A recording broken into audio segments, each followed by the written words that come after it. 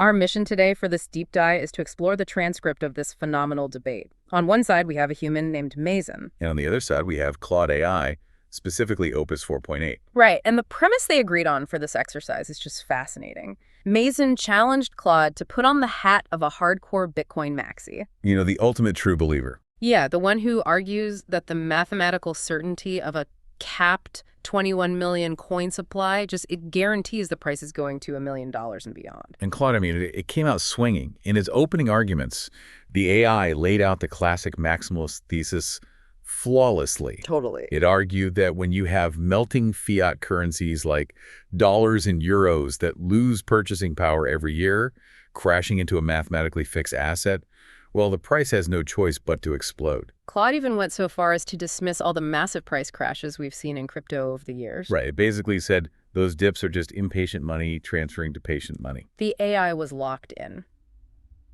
So you might be thinking, how does a human possibly beat an AI at its own data-driven game? By not fighting the data. Mazin didn't argue the charts. He attacked the foundational assumptions underneath the data. He went after the philosophical mechanics of the system itself. Exactly. Okay, let's unpack this, because the way Mazin springs his first trap is just brilliant. It really is. We start with Claude's opening premise, right? Fixed supply meets structurally rising demand. The AI points to the halving that event every 4 years where the new coins rewarded to miners get cut in half. Right. And it says, look, the new supply is shrinking, the demand is growing, therefore the value skyrockets. Right, which, I mean, it sounds completely bulletproof if you view it purely as a spreadsheet. Yeah. But Mazin hits the pause button on the whole concept of demand. Yeah. He asks the AI to define the end goal of all this buying. Because the core ethos of the Bitcoin maximalist is HODL. Right. Hold on for dear life. You never sell your Bitcoin. Exactly. You lock it in cold storage forever. Right. The ultimate status symbol in that world is being a whale who hasn't moved their coins in like 10 years. Yeah. But wait, let me play devil's advocate here. If you're holding Bitcoin in a cold wallet right now, you might be thinking, who cares if I don't spend it? Yeah. The price is rising. Isn't taking supply off the market exactly what makes it valuable? That is the exact defense Claude tries to use. The AI argues that taking coins off the market creates scarcity. And prices just set at the margins by the few people forced to sell. Like miners paying their electricity bills. Right. But Mazin brings up the glaring contradiction here, the liquidity trap. If the ultimate perfect state of the network is that 100% of participants lock their coins in cold storage and refuse to ever transact, the market fundamentally freezes. Wow. So what is that rising demand actually buying? It's buying a museum exhibit. And this is where Mazin brings the receipts. He doesn't just use economic theory. He points straight to the foundational document of the entire movement. Satoshi Nakamoto's original 2008 white paper. The holy text of cryptocurrency. Right. And the title of that white paper is literally Bitcoin, a peer-to-peer electronic cash system. Cash. Mazin reminds the AI that this was meant to be decentralized money. Power to the people. A way to buy coffee or transfer funds across the globe without asking a bank for permission. But wait. If everyone is just locking their Bitcoin in cold storage, isn't that the exact opposite of cash that circulates? It is the exact opposite. The mechanics of cash require velocity.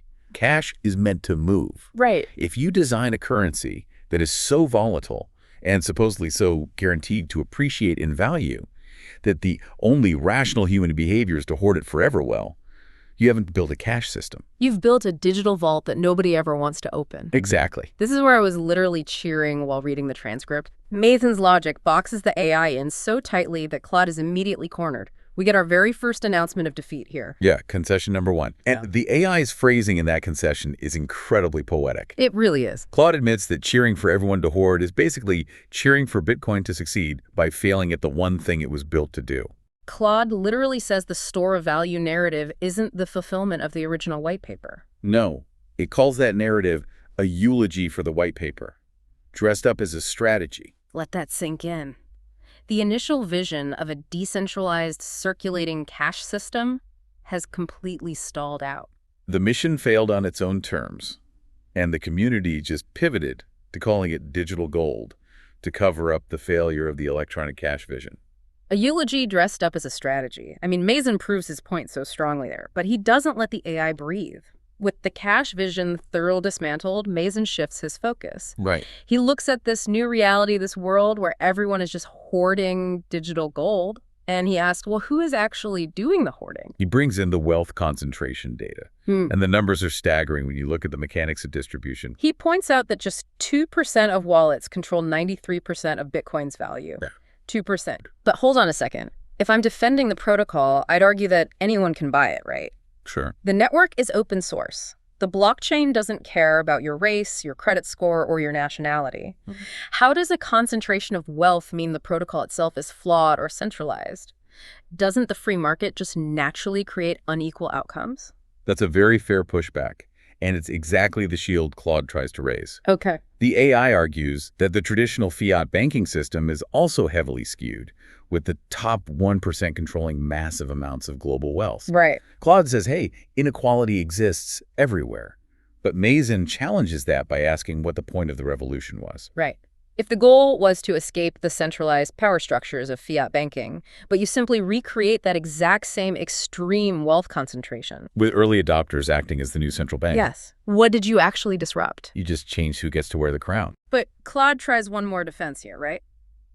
The AI argues that those massive whale wallets aren't all just early tech bros sitting on billions. Correct. Claude points out that a lot of those massive wallets are actually exchange-traded funds, or ETFs, and institutional custodians holding coins on behalf of millions of everyday retail investors. Like BlackRock, Fidelity, Yeah. the traditional titans of Wall Street. Exactly. And again, to play the skeptic, isn't ETF adoption exactly what the Maxi community was praying for? Millions of retirement accounts finally buying in, driving the price up. Yes, but Mazin flips that defense upside down with just devastating logic. Oh, this is such a brilliant counter-argument. He points out that if ETFs are the primary vehicle driving the price and holding the supply, then the centralized financial system hasn't been disrupted. It has simply monopolized the decentralized space to serve its own interest. If the only way everyday people are getting exposure to this decentralized revolution is by asking BlackRock to hold it for them, then Wall Street won? What's fascinating here is how quickly Claude folds when confronted with the mechanics of this reality. Which brings us to concession number 2. Yes. And it's another total surrender. Claude openly admits defeat. The AI states that reaching for the ETF defense isn't defending the ethos of Bitcoin, it's surrendering it entirely.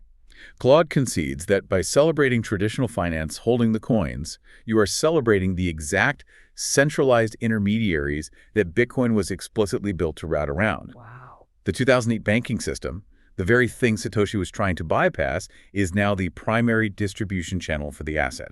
As Claude puts it, that is not the revolution winning, that is the revolution being acquired. The base layer protocol might technically be decentralized, but functional capture has occurred at every layer above it. The revolution was bought out by the establishment. Exactly. Okay, so Mazin's logic is just relentless. He has forced the AI to admit Bitcoin failed as cash. He forced the AI to admit it surrendered its decentralization to Wall Street. Right. Now, Mazin targets the absolute holy grail of the Maxi belief system. The 21 million supply cap. Exactly. The foundational belief that because there will only ever be 21 million coins, the asset possesses absolute, unshakable scarcity. And Mazin looks at that and says, actually, Bitcoin isn't scarce at all. He attacks this through the concept of divisibility. Right. Here's where it gets really interesting. Mazin reminds the AI that a single Bitcoin is broken down into 100 million smaller units called Satoshis. Right. By Mazin's calculation, that means there are 2.1 quadrillion total units in the system. Which is an insane number. That is more than 14,000 times the amount of all global banknotes printed and in circulation today. Which completely shatters the illusion of scarcity. Mazin uses this to expose a psychological vulnerability called unit bias. We focus on the whole coin to make it feel rare. Yeah. This desperate race to own one full Bitcoin before the price hits $1 million. Yeah. It's a marketing narrative. But if you shift your eyes down to the protocol level, to the 100 million Satoshis underneath, the numbers get so astronomically large that the network has near infinite liquidity. Wow. The scarcity only feels real at the resolution chosen by the people selling the story. But Mazin doesn't stop at unit bias. He delivers what Claude literally describes as the kill shot. I love that the AI actually uses that phrase. Mazin checks the most arrogant assumption of the entire maximalist movement, the assumption that human monetary innovation permanently ended in 2009. Yes. Max's act like Satoshi Nakamoto didn't just invent good money, but invented the last money. The eternal, final endpoint of human invention. But let me push back for the listener who is heavily invested in the crypto space. They would argue, sure, maybe someone can code a better technology, but Bitcoin has the network effect. Oh, yeah. The brand name. Right. It has the brand name, the Wall Street adoption. You can't just displace it because you have a slightly faster code. And historically, that argument is a trap. If we connect this to the bigger picture, the best money of any given era always had the strongest network effects. Always. And they were all still overtaken. Wampum shells in North America, silver in the 1700s, gold-backed notes in the 1850s, the Bretton Woods dollar system in 1944. Right. At their peaks, every single one of those monetary systems felt permanent and unshakable. They had total global network effects. But they were all replaced, not necessarily by a direct competitor doing the exact same thing, but by a fundamental change in the game itself. Exactly. Assuming that human innovation simply politely switched itself off forever after the Bitcoin Genesis block was mined is a massive fatal logical fallacy. And this leads to concession number 3. The AI calls Mazen's point a kill shot. Claude is forced to concede that assuming Bitcoin is the eternal endpoint of money isn't an economic thesis at all. Claude calls it a religion with a supply cap. A religion with a supply cap. Wow. Bitcoin made the supply of its own coins finite, but it did absolutely nothing to make the supply of better ideas finite. Right. The computer code might be immutable, but that doesn't mean its societal relevance is permanent. The best preserved, most robust telegraph network in the world is still just a telegraph network in the age of fiber optics. You can just see the AI reeling at this point. Claude has conceded the peer-to-peer cash argument. It conceded the decentralization argument. It conceded the permanent scarcity argument. Yeah, it has been stripped of almost every narrative. But the AI tries to float one final, humble lifeline. A tertiary survival scenario. Right. Claude suggests, okay, Mazen, maybe Bitcoin loses the monetary future argument completely. Maybe it gets bypassed by better technology, but couldn't it just survive as a digital collectible? A Schelling point. Yes, exactly. The AI argues that it could live on pure nostalgia, like a pristine first edition Charizard card or an old iPod from 2001, or a bar of gold sitting quietly in a vault. Right. It refuses to go to zero simply because of its massive cultural footprint and liquidity moat. And this is where Mazen completely dismantles the nostalgia defense by forcing the AI to look at the thermodynamic reality of the protocol. This was my absolute favorite part of the deep dive. Mazen points out a glaring difference between physical nostalgia and digital persistence. Huge difference. An old iPod sitting in your drawer costs absolutely nothing to exist. A bar of gold in a vault costs nothing to remain gold. Irrelevance is very cheap for a physical asset. Yeah. Gold was functionally demonetized globally by 1971. And what happened? It just sat there. Exactly. It caused nothing to maintain its atomic structure while it waited for human sentiment to return. But Bitcoin is not a passive rock. Bitcoin is a living network. It requires massive data centers filled with miners constantly solving complex cryptographic puzzles. It requires global validation. It requires immense country-sized amounts of electricity just to process the next block. Yes. Wait, let me just test the logic here. So if no one is actively trading it because it has become just a nostalgic collectible, there are no transaction fees, right? Correct. The volume dries up. And the network currently pays its miners primarily through the block subsidy, the new coins generated every 10 minutes. Right. But that subsidy is halving every 4 years. It's mathematically trending towards zero. You've hit the exact pressure point Mazen used to crush the AI. If transaction volume drops because it's just a collectible, fee revenue drops. Which means less profit for miners, so miners unplug their machines. Which means the computing power securing the network drops. Which makes the network weaker, slower, and more vulnerable to a 51% attack. Which destroys trust, causing the price to drop further, causing more miners to unplug. It is a vicious, inescapable thermodynamic spiral. That is wild. Bitcoin has to keep paying rent on its own existence, and the electricity bill is due every 10 minutes, whether or not anyone shows up to trade.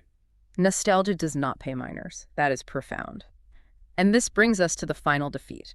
I mean, the AI has absolutely nowhere left to hide. Mazen's logic has trapped it in a mathematical paradox of its own design. The transcript shows total capitulation. Concession number 4.